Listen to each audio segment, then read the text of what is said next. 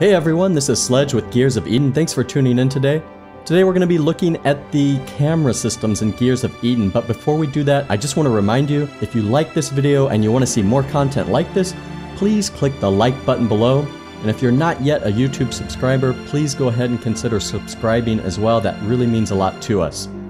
If you're not familiar with Gears of Eden is a space mining adventure game. We are an indie startup and we're at the very early phases of production. In fact, we're about to release our first alpha, and this will be part of a series of alpha releases that lead up to our first demo. So yes, it is a alpha for a demo, which means we are very, very early in production indeed. Those of you who like early access games and like being part of shaping and providing feedback and testing, we'd love for you to test out our first alpha release. If you're interested in doing so, I'm going to put a link in the notes below. This will take you to our early access info page, which will have everything you need to know about what's going to be in our first alpha release and how you can participate in it. Okay, so with that out of the way, let's look at the camera systems in Gears of Eden. So our first camera mode is our default camera. You've been watching me drive around. And this you know what this does. It follows behind your character. It's going to move to avoid clipping through the terrain or any objects, but it's always going to go back to this home position. Now, if I take the right mouse button and drag, I can sort of redefine this home position. We call this our orbit camera mode, but it's not really a different mode. It just redefines that home position. The camera acts exactly the same. It's going to try to maintain this home spot as you drive around. Of course, I can zoom in and out using the scroll wheel on the mouse, which is helpful when you're looking for resources. And if I hit the control button, I'm going to enter our next camera mode.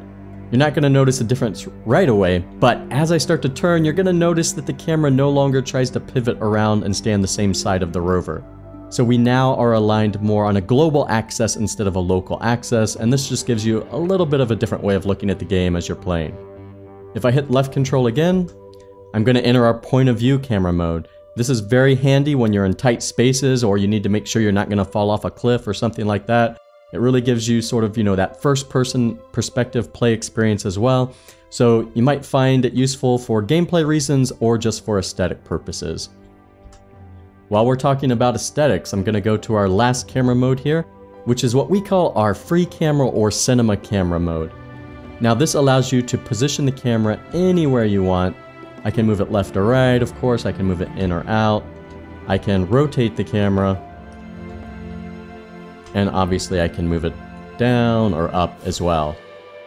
Now if you're really ambidextrous, you can actually do both of these at the same time. So I can move the camera while I'm driving the rover and get some pretty neat effects for any sort of videos I might want to record. And of course for any screenshots you want to make, we also have this handy key F2, which will toggle off all user interfaces. So again, this is a way for those of you who enjoy recording videos or making screenshots to get a nice, clean image without having to go through a lot of menus to do so. If I hit left control again, I start over, I go through the cycle, and I'm back in the default camera mode. Alright, so that is a look at all the camera modes in Gears of Eden. Again, if you like this video, if you want to see more videos like this, please click the like button below. And if this looks like a game that you're interested in and you might want to support, we definitely welcome that. We have some cool posters and postcards and other rewards on our website for backers. I'll put a link below for that as well. Until next time, this is Sledge signing off. Thanks again.